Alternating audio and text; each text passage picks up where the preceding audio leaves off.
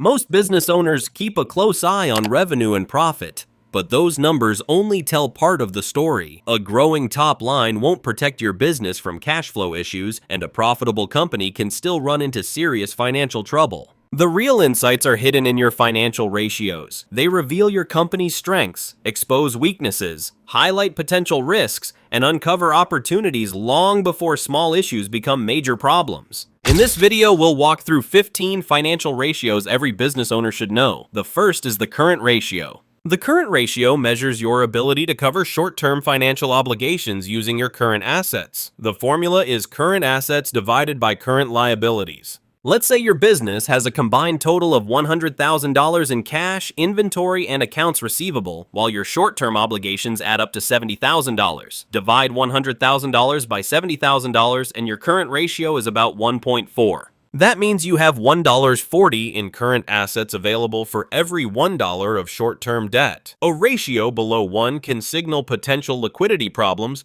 while most healthy businesses aim to stay somewhere between 1.2 and 2. The second ratio is the quick ratio. The quick ratio is a stricter measure because it excludes inventory, which can't always be converted into cash right away. The formula is cash plus accounts receivable divided by current liabilities. Imagine your business has $40,000 in cash, another $30,000 in receivables, and $80,000 in current liabilities. Divide $70,000 by $80,000, and the result is 0.87. In other words, without selling inventory, you don't currently have enough liquid assets to cover all of your short-term obligations. A quick ratio above 1 generally indicates strong short-term financial health. The third ratio is the cash ratio. This is the most conservative liquidity measurement because it considers only cash compared to current liabilities. If your business has $30,000 in cash and $80,000 in short-term obligations, your cash ratio is 0.37. That means you could immediately cover just 37% of your upcoming bills using cash alone. This ratio becomes especially valuable during periods of economic uncertainty because it shows the financial cushion you have without depending on customer payments or inventory sales. The fourth ratio is gross profit margin. Gross profit margin measures how much revenue remains after covering the direct cost of producing your products or services.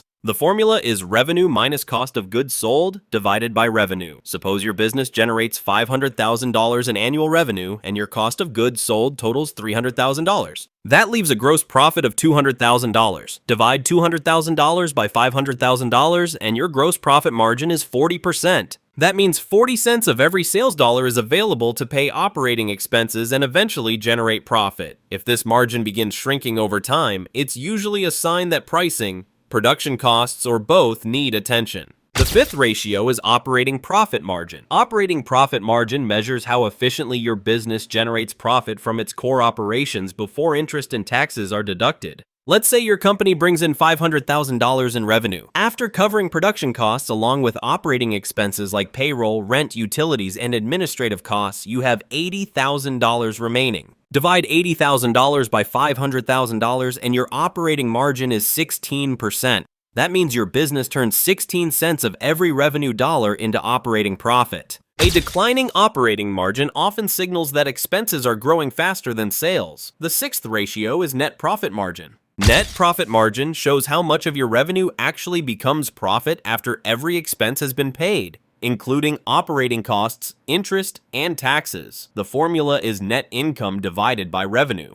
Imagine your business earns $500,000 in revenue for the year. After paying salaries, rent, loan interest, taxes, and every other expense, you're left with $50,000 in net income. Divide $50,000 by $500,000 and your net profit margin is 10%. In other words, you keep 10 cents of every dollar your business earns. While healthy margins vary across industries, improving this number consistently is a strong sign of disciplined cost management and effective pricing. The seventh ratio is return on assets. Return on assets measures how efficiently your business uses everything it owns to generate profits. The formula is net income divided by total assets. Suppose your company earns $60,000 in net income while owning $600,000 in total assets, including equipment, inventory, vehicles, and property. Divide $60,000 by $600,000 and your return on assets is 10%. That means every dollar invested in your assets produces 10 cents in profit. The higher this ratio, the more effectively your business is putting its resources to work.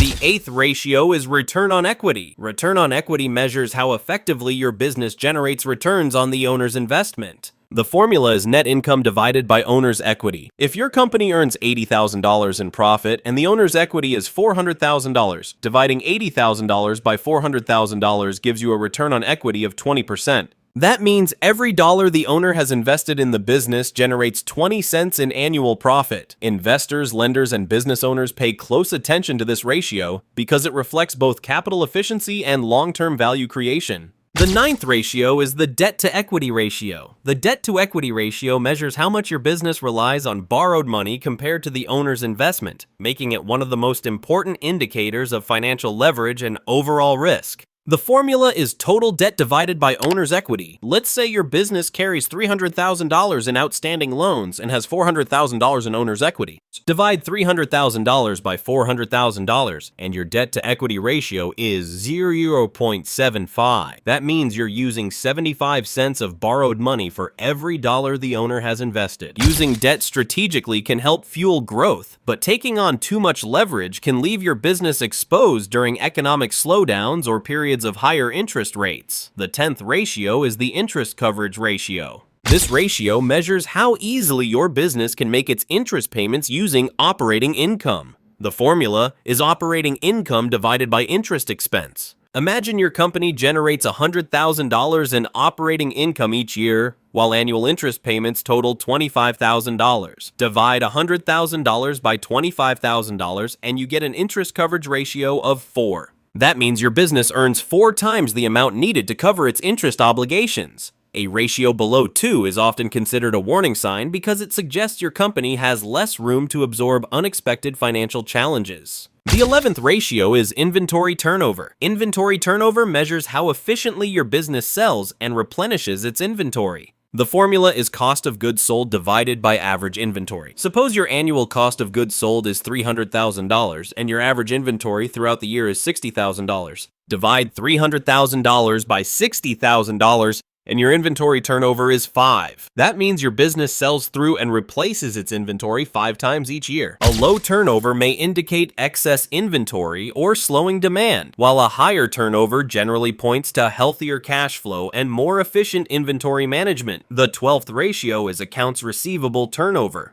This ratio measures how quickly your customers pay what they owe. The formula is total credit sales divided by average accounts receivable. Let's say your business records $600,000 in annual credit sales and your average accounts receivable balance is $100,000. Divide $600,000 by $100,000 and the result is 6. That means you collect your outstanding receivables 6 times during the year. Faster collections strengthen cash flow, while a declining ratio may indicate customers are taking longer to pay, quietly creating financial pressure behind the scenes. The 13th ratio is accounts payable turnover. Accounts payable turnover measures how quickly your business pays its suppliers. The formula is cost of goods sold divided by average accounts payable. If your annual cost of goods sold is $300,000 and your average accounts payable balance is $75,000, dividing $300,000 by $75,000 gives you a ratio of 4. In other words, your business pays its suppliers 4 times each year. Paying invoices too quickly can reduce available cash, while paying too slowly can strain supplier relationships. Finding the right balance is essential. The 14th ratio is the break-even ratio. This ratio helps you determine the minimum amount of sales needed to cover your fixed costs before your business starts generating profit. The formula is fixed costs divided by contribution margin. Imagine your annual fixed costs total $120,000 and your contribution margin is 40% of every sales dollar. Divide $120,000 by 40% and you'll find that your business needs to generate $300,000 in annual revenue just to break even. Every dollar beyond that point contributes to profit. Understanding this number helps you set realistic sales goals, evaluate pricing decisions, and plan for sustainable growth. The 15th and final ratio is the cash flow coverage ratio. Cash flow coverage measures your ability to repay debt using the actual cash your business generates rather than accounting profit. The formula is operating cash flow divided by total debt. Suppose your business generates $150,000 in operating cash flow during the year while carrying $300,000 in total debt. Divide $150,000 by $300,000 and your cash flow coverage ratio is